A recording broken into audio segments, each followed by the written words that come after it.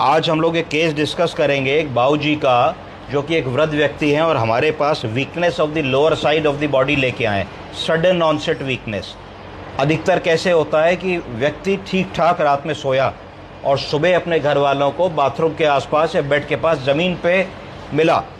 वो उन्होंने उठाने की कोशिश करी तो उन्होंने देखा कि एक शरीर का हिस्सा काम नहीं कर रहा था, चाहे दायां हो सकता है चाहे बायां हो सकता है। इस केस में लेफ़्ट साइडेड वीकनेस हमारे पेशेंट को थी। तो इसमें क्या क्या चीज़ें दिमाग में आती हैं? सडनली एक चीज़ दिमाग में आती है कि देखो ज़मीन पे गिरे पड़े हैं, पैर में बहुत तेज़ दर्द हो रहा है, कहीं कूल्हे की हड्डी तो नहीं टूट गई जिस वजह से नहीं उठ पा रहे हैं। तो फ्रैक्चर और फॉल की बात दिमाग में आती है। दूसरी क्या चीज़ दिमाग में आनी चाहिए कि फ्रैक्चर अगर हुआ तो क्यों हुआ, गिरे तो क्यों गिरे।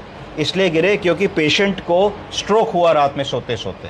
स्ट्रोक होने के कारण एक तरफ की ताकत चली जाती है। आपको ध्यान रखना चाहिए कि जैसे इनमें अगर लेफ्ट साइड की ताकत गई है तो स्ट्रोक ब्रेन के किस तरफ हुआ होगा?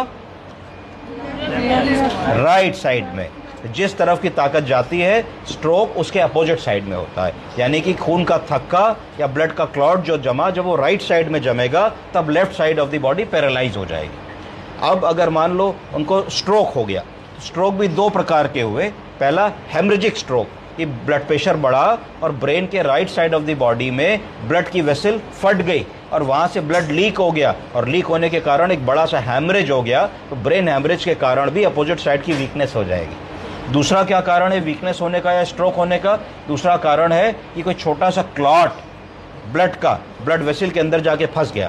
तो जैसे ही जो ब्रेन के हिस्से को ब्लड ले जाने वाली रक्त कोशिका है उसके अंदर इतना बड़ा क्लॉट फंस जाएगा तो उस रक्त कोशिका से खून आगे नहीं जाएगा ना। Yes sir. तो जहाँ जहाँ खून जा रहा होगा उस हिस्से में ब्लड नहीं पहुँचेगा, ब्लड के साथ ऑक्सीजन नहीं पहुँचेगी। जब ब्लड और ऑक्सीजन नहीं पहुँचेगी तो उसको इस्कीमिया कह देंगे। क्या कह देंगे? इस्कीमिया। इसी से बना शब्द इस्केमिक स्ट्रोक। क्या बना? Ischaemic stroke. ब्लड और ऑक्सीजन ना पहुँचने की वजह से ब्रेन के सेल्स जिनको न्यूरॉन्स कहते हैं उनको न्यूट्रिशन नहीं मिला और न्यूट्रिशन के अभाव में ब्रेन का वो हिस्सा डैमेज हो गया। तो उस ब्रेन के हिस्से में जो फंक्शंस होते थे वो फंक्शंस चले गए, जिसके कारण इन बाऊजी को एक तरफ की कमज़ोरी आ गई है। तो इसके लिए सबसे पहला काम क्या होता है कि हमको न्यूरोलॉजिकल एग्जामिनेशन करके देखना होता है कि हमारे मरीज़ के किस पैर में ताकत है, किस हाथ में ताकत है, मसल पावर कितनी है। दायां हाथ उठाइए, बायां हाथ उठाइए, दायां पैर उठाइए, बायां पैर उठाइए, कस के उंगली पकड़िए। क्या उंगली पूरी ताकत से पकड़ रहे हैं, खट से छुड़ा दे रहे हैं? तो मसल पावर अगर पूरी है तो 5/5 कहेंगे, थोड़ी कम है तो 4/5 कहेंगे, बहुत ही कम है तो 2/5 कहेंगे।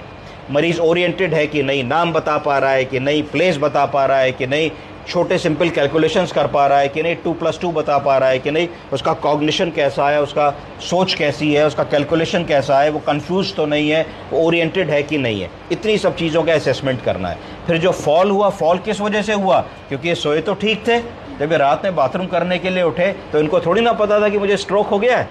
ये तो उसी स्टाइल से उठे, जैसे ही उठ के बेड के नीचे उन्होंने पैर रखने की कोशिश करी, लोड ही नहीं ले पाए, धड़ाम से गिरे।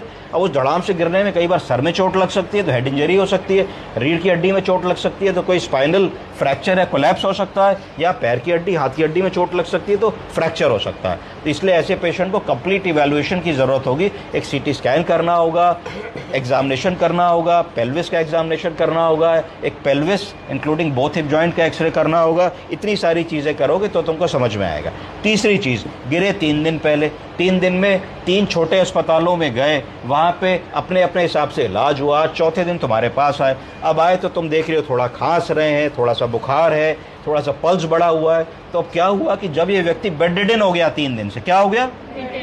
तो बेड रिडन होने के जो कॉम्प्लिकेशंस होते हैं वो इनमें आने लगे।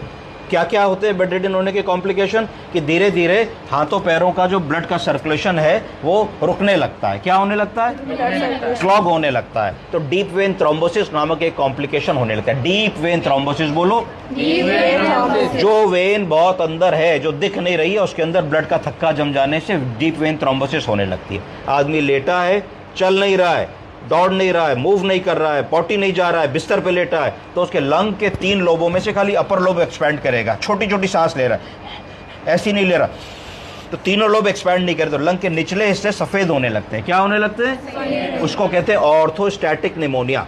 क्या बोलेंगे? Orthostatic pneumonia. जब मरीज को बिस्तर पे लिटा दो, वो खाली छत देख रहा है, उसकी सारी एक्टिविटी बंद हो गई, उसके सारे प्रोग्राम्स बंद हो गए, जा नहीं पा रहा है, पॉटी जाने के लिए, पानी पीने के लिए डिपेंडेंट हो गया, तो वो एंग्शियस होने लगता है और डेलीरियस होने लगता है, कंफ्यूज होने लगता है, चिड़चिड़ाने लगता है, उसको एग्जाइटी होने लगती है, वो नाराज़ होने लगता है, परेशान होने लगता है, हेलुसिनेशंस होने लगते हैं। तो ये सारे मानसिक जो कॉम्प्लिकेशंस या सिम्टम्स हैं जो मरीज़ में आने लगते हैं 3-4 दिन की एक्यूट बीमारी के अंतर्गत। इस तरीके का प्रेजेंटेशन लेके एक वृद्ध आदमी आएंगे, इस प्रेजेंटेशन को हम लोगों को समझना होगा, आकलन करना होगा और सही डायग्नोसिस तक अर्लीस्ट पहुंचाना होगा, जिससे कि हम उनका इलाज शुरू कर सकें। आप समझे? This is how to approach the elderly. Any questions? चलो, गुड। Thank you.